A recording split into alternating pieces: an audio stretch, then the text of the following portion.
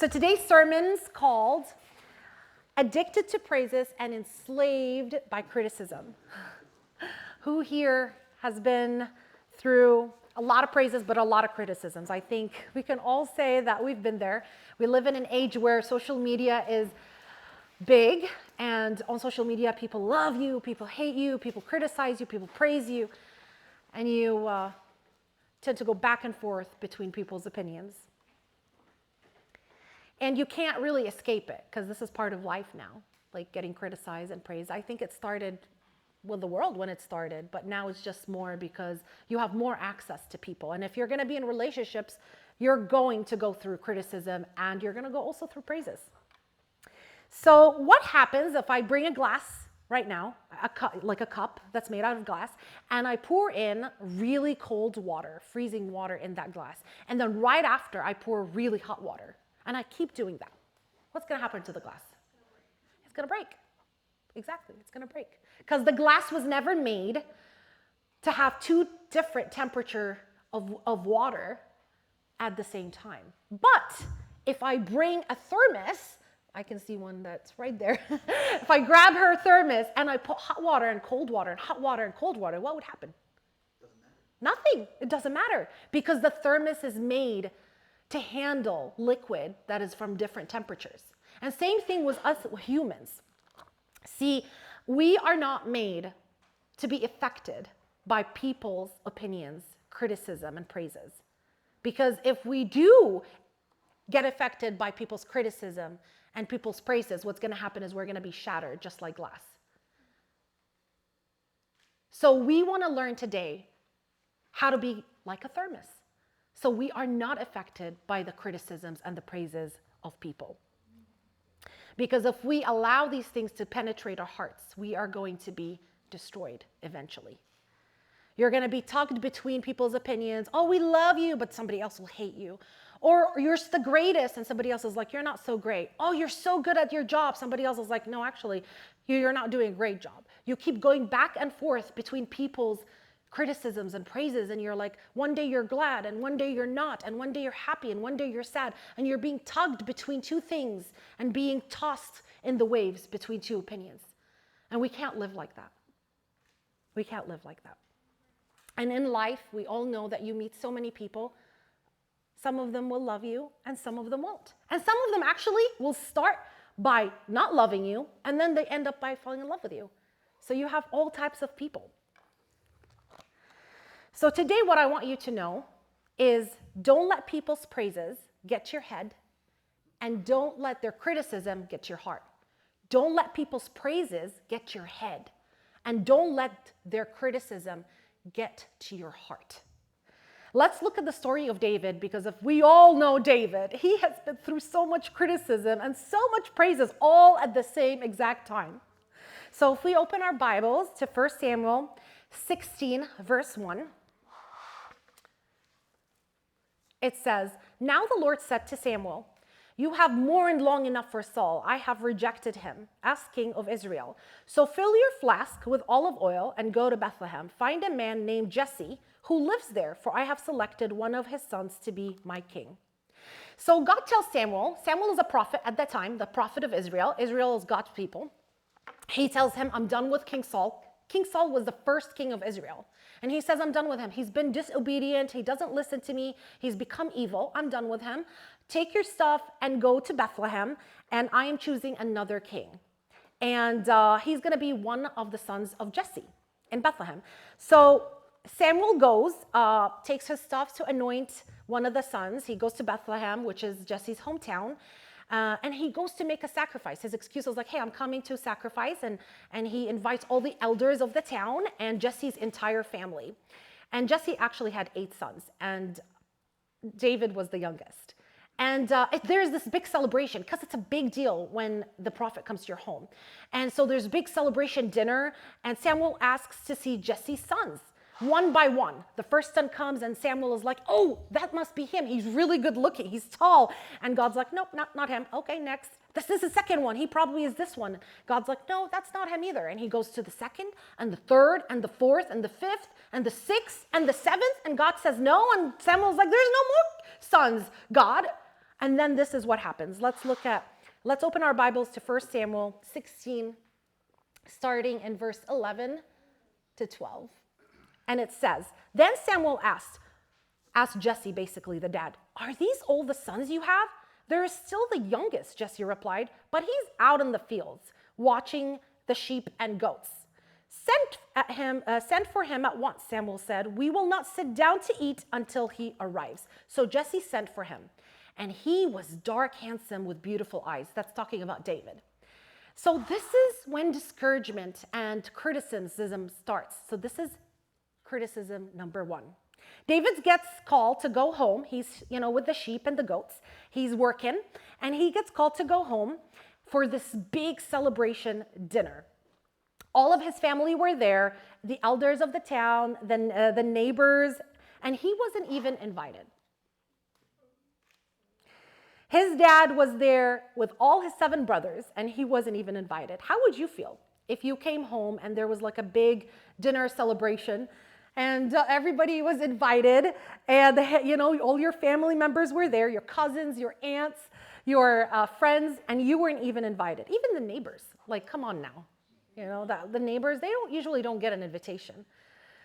And you didn't know. And to make matter worse, Samuel the prophet was the one that had to actually call for David. So it wasn't even his dad saying, oh, I kind of forgot one of my sons. This is a big deal. Samuel was the one who had to say, hey, Jesse, do you have any, are these all the sons you have? Are you missing any? And Jesse's like, oh yeah, my youngest is tending the sheep while I'm trying to have an amazing dinner. As if it's not a big deal. See, at the time, Samuel was very, very influential because the prophets are influential at that time. They were very powerful. They were very important. And it's a big deal to meet them and to eat with them and to actually get sacrificed. Like, the prophet is making a sacrifice on your behalf for God. That's like a big deal back then. Who wouldn't want to have a sacrifice for them by the prophet? That's like having a celebrity come to your house. Think about your favorite celebrity. Imagine your favorite celebrity came to your hometown, like within your neighborhood, and there was a big party. And all of your family and friends were attending, and you never even got a text. How would you feel? Exactly. I would be like furious. I'd be like, you knew my favorite celebrity was there, and you didn't even tell me? Like, how could you be my friend or my family members? That's how I would feel. And exactly, that's what David felt. Maybe he never said it. Maybe he never showed it. But in his heart, he's a human. He felt forgotten. He felt that there was some type of favoritism. His dad was showing favoritism to all of his brothers. He felt probably rejected, not wanted, dismissed. And the worst part, again, is the one that asked for him was Samuel. It wasn't even his dad. It was a stranger. So years later, let's fast forward years later, Israel was fighting the Philistines, and they were facing each other in different hills. And basically the Philistines were the enemy. Israel is the people of God, and they were the enemy. And they had this giant named Goliath. He was 9 feet tall. He was extremely strong. He's never lost a fight. And nobody has ever defeated him before. I mean, can you think actually the Bible says he's over 9 feet tall. Can you just imagine how tall he is? The Bible says that his helmet and coat weighed 125 pounds. That's a person right there. That's big. And he stood there taunting the Israelites for 40 days, day and night. Day and night he would taunt them, and he would belittle them, and he would just tell them all kinds of stuff. So if we open our Bibles, we'll see what he actually says. It's 1 Samuel 17, 8 to 11. This is Goliath talking, the giant of the Philistines, talking to the Israelites' armies. He would say, "Why are you all coming out to fight?" He called. "I am a Philistine champion, but you are only the servants of Saul. Choose one man to come down here and fight me. If he kills me, then he will be your slaves. But if I kill him, you will be our slaves. I defy the armies of Israel today. Send me a man who will fight me." When Saul and the Israelites heard this, they were terrified and deeply shaken. So at that time, David was actually still tending the sheep. And his dad told him, hey, David, could you pick up some food and drop it, like kind of Uber, like Uber food? Can you grab some food and take it to your brothers? His brothers, his 3 brothers, were in Saul's army. And so David was like, okay, sure. And he's like, go and check how they're getting along and get me a report. That happens a lot in the Old Testament. You guys notice what other story did the same thing? Joseph. Cheating. I would assume that you would know, because if you didn't, that'd be a problem. But yes, Joseph, same thing. It's like it repeats itself, right? The stories repeat itself. It's like sending the younger boy to go check on their older brothers. I don't know if that's such a good idea. So David grabs his stuff, goes to his brothers, and he hears this Philistine giant starting to taunt the Israelites. So he's like, okay, what's going on? So he drops the food and goes to find his brothers. He finds his 3 brothers and starts to talk to them. And this is what he says. This is actually discouragement and criticism number 2. David says in 1 Samuel 17, starting in verse 26, David asked the soldiers standing nearby, what will a man get for killing this Philistine and ending his defiance of Israel? Who is this pagan Philistine anyway? That is he allowed to defy the armies of the living God? And these men gave David the same reply. They said, yes, that is the reward for killing him. Basically, the reward was you end up marrying Saul's daughter and you get a bunch of amazing things. But when David's oldest brother, Eliab, heard David talking to the men, he was angry. What are you doing around here anyways, he demanded. What about those few sheep you're supposed to be taking care of? I know about your pride and deceit. You just want to see the battle. What have I done now? David replied. I only was asking a question. He walked over to some others and asked the same thing and received the same answer. Then David's question was reported to King Saul, and the king sent for him. See, when David went to his brothers and started asking questions, that was the time when the giant was basically taunting the Israelites. And he was like, who is this person trying to do this and that? And his brothers, they treated him harshly, especially the biggest brother. As soon as David's older brother hears him talking to the guys, he gets really, really angry and he questions him. He tells him, what are you doing here? What are you doing here in the battlefield? He rejects him. He basically says, you don't belong here. You're not supposed to be here. He belittles him. He tells him, oh, what about those sheep? Who's going to be taking care of those sheep if you're here? Basically, under the line, he's saying, my job is important, your job isn't. You should be going and tending those few sheep. Few sheep. By the way, David had a lot of sheep. It wasn't few, but he's saying that to belittle him. And he accuses him to be prideful. He tells him that he's a liar. He treats him as a kid. He tells him, oh, you're only here because you want to see the battle. You want to see the fight. As if David never seen a fight before. He reminds him basically indirectly that he was the youngest, because back in that culture, the youngest kid didn't have a place of honor. The oldest kid actually would inherit more money from the father than all the other kids. So it was, being the youngest really doesn't have much. Actually, I think we still have that problem here, don't we? Like, being the youngest doesn't, like, your oldest is always, the most important, the first kid or whatever. The youngest, like, whatever. Nobody listens to the youngest. I'm the youngest kid of my family, by the way, so I could tell you. It is true. So, have you ever been treated harshly by a family member? Do you ever remember being treated harshly by a sibling? This being recorded, right? I'm just kidding, yeah. I'm like, I remember. I forgave my family, but like, I remember being treated harshly. And, have you ever had maybe a sibling or a family member that questioned you, belittled you, or maybe somebody else, maybe a friend or a coworker who belittled you, making comments about, your age, or maybe your job? Maybe you don't make enough money, or your job is not as important as their job? Because that's what David's brother was doing. He's saying, you're here to look at the battle. You don't belong here. We are men of war, but you're just like a shepherd. See, David's brother should have protected him. He was his oldest brother. By the way, what happened to the other two brothers? They're just sitting there and listening. It's like passive. If one brother is doing something wrong, you should be able to interject and be like, hey, don't talk to our brother like that. But what do you guys expect? Do you remember the beginning of the story? The dad himself was neglectful and didn't invite his own sons. So, of course, the sons are going to start learning from their dad's behavior, right? See, some people, guys, in life, and you guys already know this, will be jealous of you. But remember, it's not your problem to fix it. Maybe the problem there, that they were jealous. Maybe the problem, the brothers were like, why are you here? They were jealous. Because remember, Samuel anointed David in the beginning of the story. He did not anoint anybody else. But remember, if people are envious or jealous of you, it's not your problem. It's God's problem. You will always have people around that's like that, that's criticize you. And some of them don't even mean to criticize you. It's just the way they are. They're not even aware of it. But it's still hurtful, right? But remember, it is your job to guard your heart.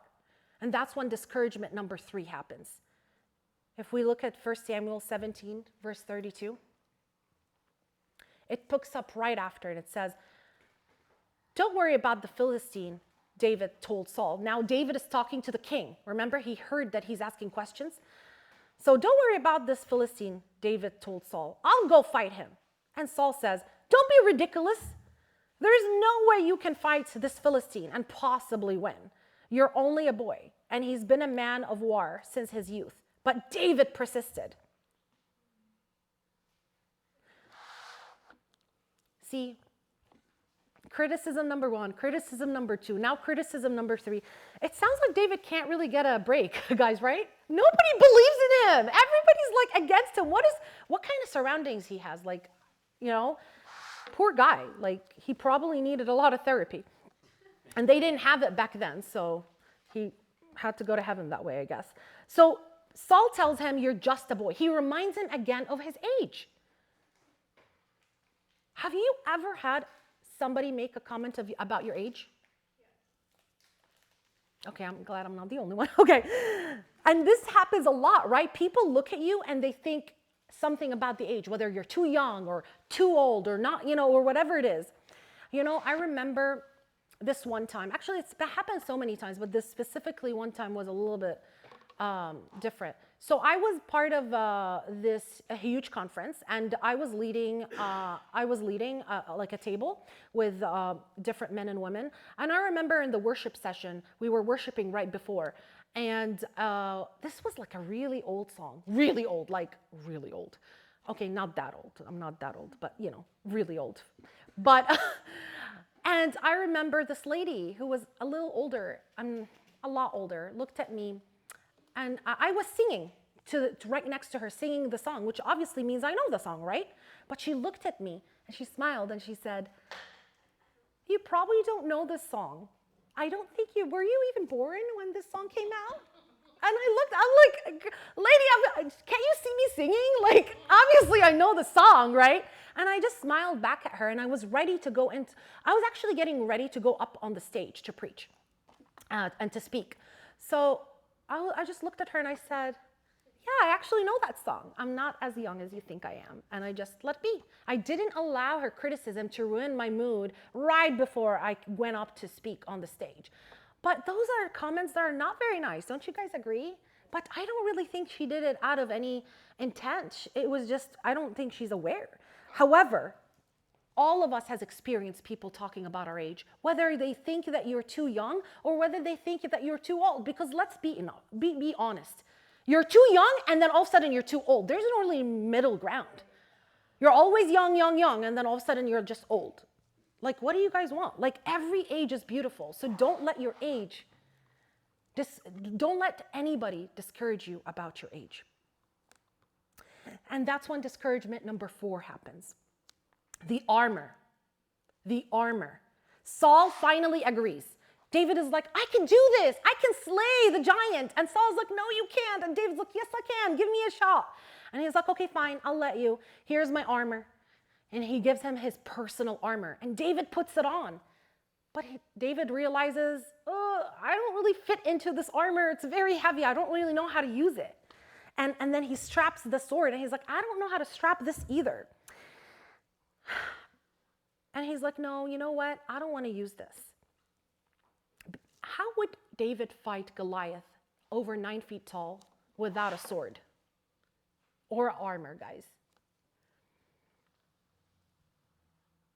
Have you ever felt that way? Because at that moment, David couldn't even wear Saul's armor and couldn't use Saul's sword.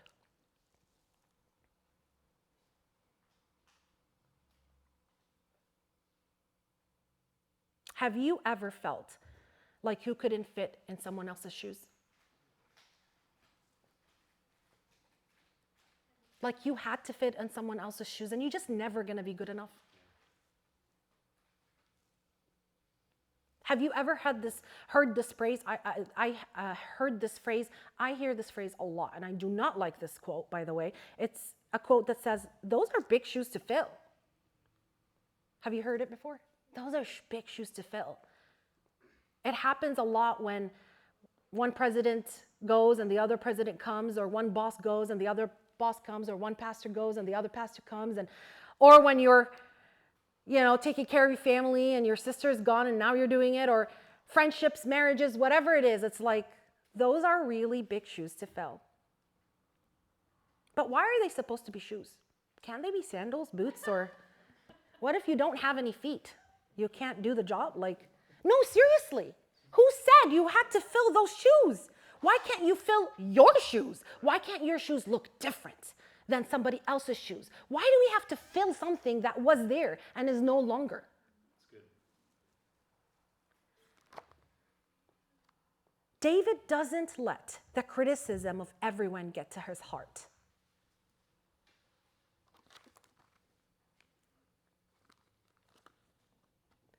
Starting with when he was tending the sheep and not being invited. Let me tell you something. If you were meant to be in a room, no one can ever stop you from being there. David was not invited by his family, friends, or neighbors. Nobody remembered him. But God stopped the entire dinner and waited for him. Someone there was listening to God.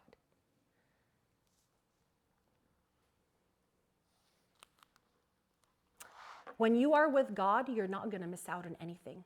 You're going to be exactly where you're supposed to do. You're going to do what you're supposed to do. You're going to be exactly where you're supposed to be. And if people try to get you out of that room, God will go out of his way to make sure that you're there. No one can take what God has set aside for you. Do you guys believe that? No one can take what God has set aside for you. No one can take it. You don't have to advocate for yourself. You just have to be faithful like David. He was just tending the sheep. He will elevate you in due time. You just be faithful.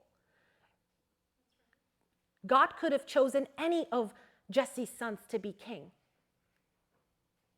Son number 1, 2, 3, 4, 5, all the way to 7. He specifically picked David, the one that's taking care of the sheep, that can't even wear an armor. He can't even wear an armor. See, David did not get upset when he found out that there was a celebration and he wasn't invited. He was just working. He went, did his thing, got anointed, and then he went back to tending the sheep. He wasn't like, oh, I got anointed. All right, I'm over this. I'm not going to tend the sheep anymore. He still was faithful. He went back and tended the sheep for his father. He didn't let people's rejection of not inviting him to that celebration get to him. Because a lot of us would be like, you know what? We're going to have a problem here. There's a family meeting. How could you not invite me, right? But he didn't even go there. He just went back doing whatever he was doing. And when he delivered the food to his brothers, and his brother was harsh to him, what did he say back to his brother? Do you guys remember? His response was one sentence. That's it. He didn't say, why are you calling me a liar? Why are you calling me prideful? What do you mean I shouldn't be here? I'm delivering you food. Is this how you're paying me? Okay, I'm taking the food back. I am not even giving you anything. He didn't retaliate. He just says, what have I done now? Basically to show you, his brother has done it before. What have I done now? It's like every time you have something, right? That's all he did. And then what did he do next? He respects his brother. He doesn't allow his brother's words to penetrate his heart. He turns around and what did he do? He goes and asks again. The same question. What do people get if they kill that giant? Again, like he doesn't stop. He doesn't allow his brother's harshness to stop him. You see, I will tell you something, guys. Do you think it's a coincidence that his brother was harsh to him right before he was supposed to kill Goliath? It wasn't his brother. It was the enemy using his brother. The enemy is using criticism to stop you from the plans that God has for your life. That lady's comment, maybe it wasn't such a big deal, but it came right before I was going on stage. Like, you know what I mean? Like, things like that happen a lot because the enemy wants to stop the plans. And what's the best way to stop someone from killing a giant? Put down his self-esteem. Tell him he's not who he is. Make him doubt himself. Hurt him because it's his brother. It hurts. If a stranger said it, it's not as big of a deal, right? But when it's someone you love, But David was focused on God's plan. God put it in his heart to fight Goliath. And so David was laser focused. He didn't allow it to stop. It was like, what did I do now?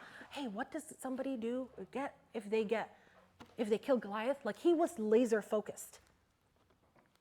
Imagine if David was like, yeah, I'm just a person that takes care of the sheep. I don't belong here, and just went away. He wouldn't have killed Goliath. He wouldn't have become king. Would Jesus come from his lineage? We don't even know. But he doesn't stop. He doesn't get discouraged. He knew what he was capable of. Everybody looked at him as if he was just a person that tends the sheep. But guess what he does when he tends the sheep? He makes sure the wolves and the lions don't get the sheep. People didn't know. He spent a lot of time with God out there on the grass with the sheep. People didn't know what he did, what he went through, who he was, all the conversations he had with Jesus back then. People didn't know everything he had to go through to take care of every single sheep so they don't get lost, so they don't get robbed. And the same thing, people don't know what you go through. They look on the outside. You don't make enough money. You're not old enough, whatever it is. But they don't know all the things that God has done in your life. And you do not need to prove anything.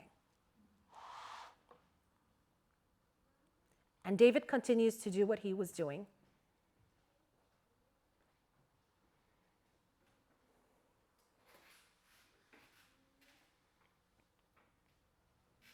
He knows himself and he knows who his God is. He knows who his God is.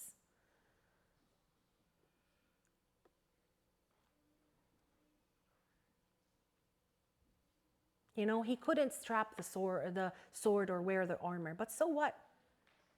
Everybody thought that the giant had to be killed by a sword. Who said that he had to die by a sword? People. Everybody, it's like it's a specific way all the time. This is how it's supposed to be done. Who said it has to be done this way? Just like the shoes thing. Everybody thought you had to have an armor to kill Goliath. But there is not only one way to do things, guys. Just because it's been done that way for thousands of years doesn't mean God is going to do it again. He might do something new this time. He wants to use your talents and giftings. Don't try to be like everyone. David didn't try to be like Saul. If he did, he would have lost the fight with Goliath. So David used what's familiar to him. Maybe it looked like not a weapon to us, but it was a weapon to him. He picked up 5 stones and he used his shepherd's staff and his slingshot. That's the things that he used with the sheep. It's a shepherd's staff and the slingshot. And he takes one of the stones and he goes, and he hits the giant right in the forehead. He didn't even have to touch him or fight with him. Really far away. And he hits him. The giant falls down. Goliath falls down unconscious. Guess what he does? He grabs the sword. He goes and cuts his head off.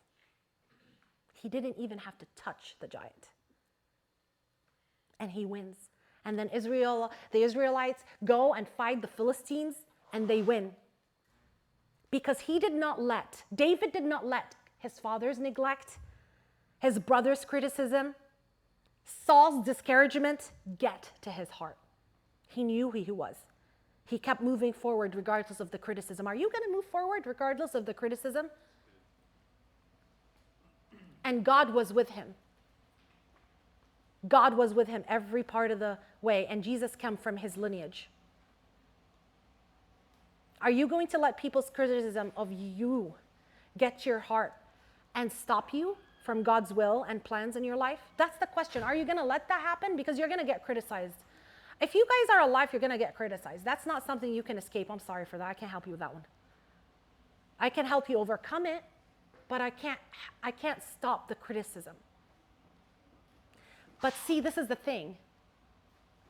David also got a lot of praise. By the way, this is just 4 criticisms. David had a lot more criticisms. If you guys read the story of David, you will be very surprised, and all the problems in your life will disappear because this man has been through a lot. But on that note, he has been through a lot of praises too. So if we open our Bibles to 1 Samuel 18,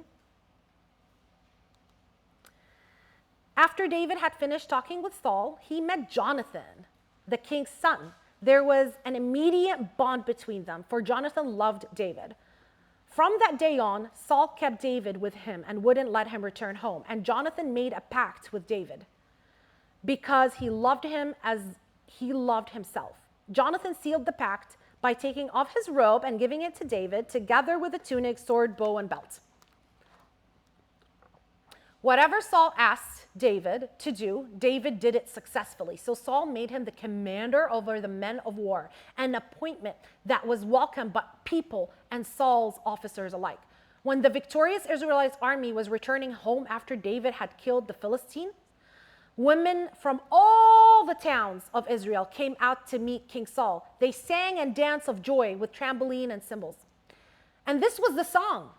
Saul has killed his thousands and David has his 10,000s. Basically, they're comparing both of them. So that's praise number 1. Praise number 1 of David. Jonathan, the king's son, gives him his own personal robe, tunic, sword, bow, and belt. Guys, this is a big deal. I don't know what, if a king right now and his son gave you something, wouldn't that be a big deal? It was just as a big deal back then. Because him giving him something meant that you are royal, that you are my brother, that we have a bond together. This is very important. You are royal now, part of the royal family. It's such a big deal. It's honor. And those amazing things were very expensive, and they were rare. Not everybody owned them. Well, they didn't have stores back then. Couldn't go get these things. And this was the king's son. It wasn't the king's cousin. It was his son. Praise number 2. They became best friends. Can you believe? How would it feel if you were best friends with a king's son? The president's son? I don't know. Like, make it closer to you. You know, a billionaire's son, whatever it is. Someone, the most influential man in the world, son or daughter. How would that feel? That would be a big deal, right? And then Saul makes David the commander over the men of war. All the men of war, the army. He is the commander of them. This shepherd boy, the one that just got criticized, he is now in charge of all of them. Guess who he exceeded now? He exceeded all of his brothers. You know, I just think that David could have been like, what now, huh? Who doesn't belong here? You don't belong here now. I exceeded you. But David never does that. He doesn't let the praises get to his head. He never goes to his brothers and say, booyah, I became the commander of the war. I killed Goliath. See me? You said that I was just a shepherd boy. Look what God did. He never does that. He never does that. Praises number 3. He's successful at everything he does. Everything he does, he's successful. Every war he fights, he's successful. People loved him. People loved David. And Saul's officer loved him. The people who were working under Saul loved him. And praises number 4. He was more successful than the king. He was more successful than King Saul. When it came to battle, he was a better warrior. Can you believe that? Because, by the way, the Bible says King Saul was a very good warrior. For David to be a better warrior when he didn't even know how to put a armor on, that's what God can do. That's what God can do with someone who's faithful. He became more popular, and he was compared by, the people would compare him to the king. Remember? Saul killed thousands, David killed 10,000s. He got many praises, many, many praises. And now Saul was jealous of David and hated him. Remember, at some point in the Bible, it says that Saul loved David. He became his son's best friend. He elevated him to the army. And now he became jealous of him and hated him.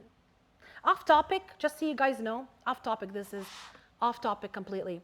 But I want to mention this. When someone in your team, when someone in your family, when someone in your circle, when someone in your job wins, you win.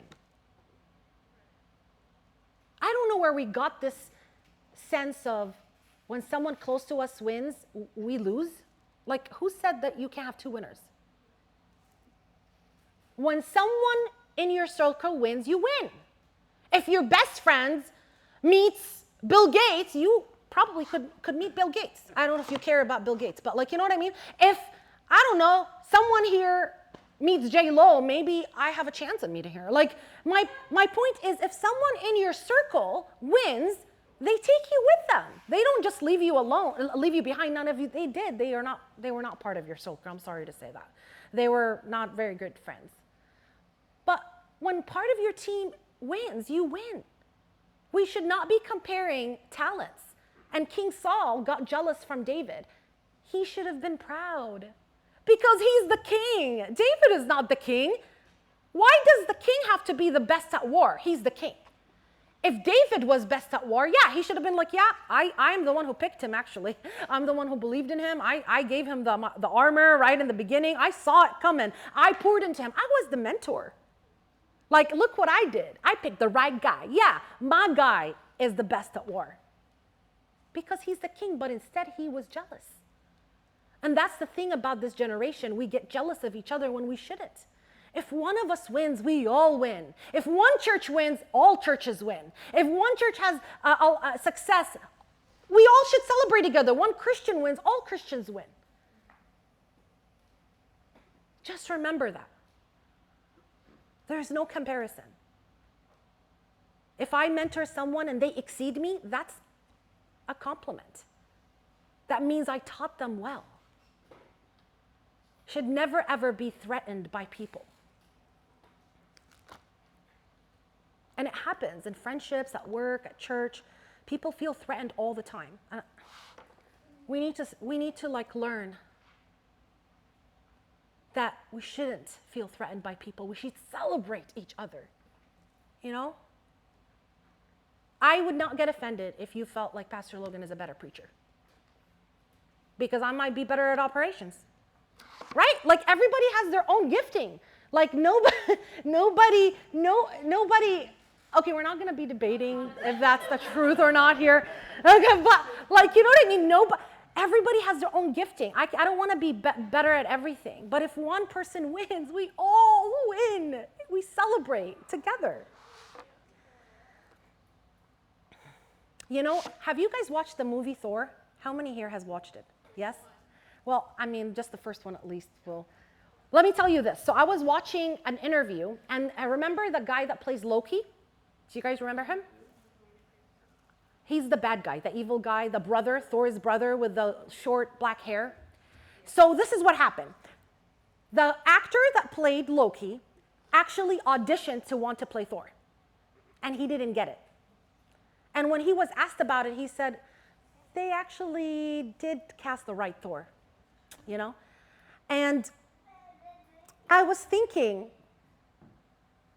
imagine if Loki, the actor, said, you know what, I'm really offended that you did not pick me to play Thor, the main character. I'm not going to play Loki.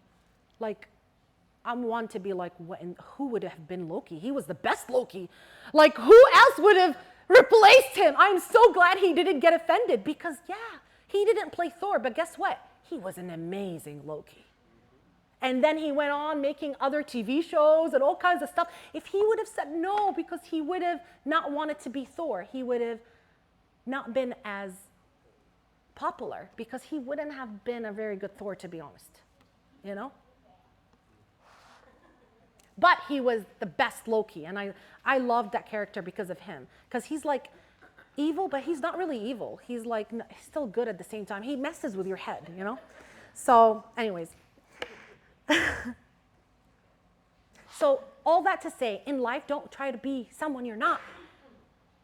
Be whoever it is that you are. Don't try to be a Thor when you're a Loki. Like, don't try to be something that you're not. Use the giftings and the talents God gave you. If you're great at music, do music. If you're great at speaking, do speaking. If you're great at technical things, do technical things. Stay in your lane. Stay in your lane. And as the worship team come up, I want to just encourage you to feel celebrated at what you are good at. And remember David. He won the battle because he used what he was familiar with. You're never going to win at life if you are trying to be like other people. And if you continue to let people's criticism get to your heart and people's praises get to your head, you're never going to be able to be stable enough to successful at anything. And we know later, David runs for his life, right? He runs for his life away from Saul for years. That's why I said you should read it and feel better about your life. Because if you read it, you'll see that he's running away from Saul continuously for years. And Saul tries to haunt him and kill him. You know, David could have easily allowed the praises of people, the love of people, the support of people to get to his head, right? People love him. He could have easily killed King Saul. You're trying to kill me? It's been, 10 years and you're still trying to kill me? I'm going to kill you.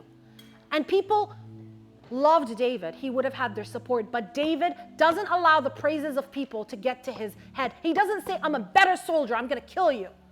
You don't mess with me like that. I'm the one who killed Goliath. How could you mess with me? He doesn't. He's patient. And he's honorable to Saul till the last moment, all the way until Saul dies.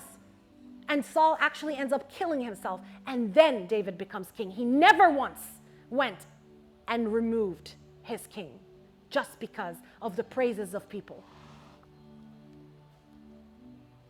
So don't let the praises of people, just like you don't want criticism in your life, don't let people's praises get to your head. Oh, I'm the best at this one. I'm the best musician. Oh, I'm the best singer. Don't let it get to your head. David did not let people's criticism get to his heart or praises get to his head. And see, people are not predictable. One day they love you and the next they hate you. They did it to David. They did it to Jesus. You can't predict who's going to like you today and change their mind, or who's going to like you, not like you, and then they end up liking you. And in John 15, this is John 15, 18 to 20, this is what Jesus says. If the world hates you, remember that they hated me first. The world would love you as one of its own if you belong to it. But if you are no longer part of the world, I choose you to come out of the world, so it hates you. Do you remember what I told you? A slave is not greater than the master. Since they persecuted me, naturally they will persecute you. If they had listened to me, they would have listened to you. Jesus had haters. But Jesus also had a lot of followers that loved him and went everywhere around him. But he had both. He never allowed the criticism to get to his heart and the praises to get to his head. So don't let that happen to you either. Don't let people's praises get to your head and people's criticism get to your heart. Now, that doesn't mean you don't accept people's compliments, but you can't rely on them. Do you know the difference? It doesn't mean you don't accept them, but you don't rely on them. And you don't take people's criticism as something that defines you, because you are not what people say you are. Guys, if you follow Jesus, I can't say about everyone in the world, but if you are a follower of Jesus, you are who Jesus says you are. You are not who people say you are. This is why it's important to have a community. It's important to have a church. It's important to have friends. Because then you can get true praises that you can actually receive. Because it's coming from a place of love. It's coming right from God's mouth to encourage you into that person's, God's heart right into the person's mouth. And you can also get helpful guidance, correction, right? And advice from people that that love you and want to support you and want to see you succeed. And they have the best interest in you.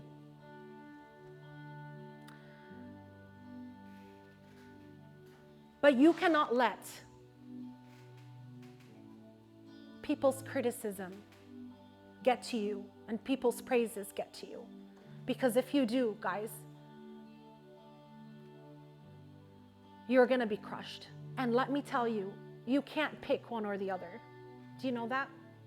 If you receive people's praises, you're going to have to receive their criticism because your heart is open. You can't say, I'm going to take the praises and not the criticism. If you take one, you're going to take the other. So choose not to take any, especially if they're not in your inner circle. Protect your heart and protect your head so that you can run your race and finish it, just like David did. So let's worship together.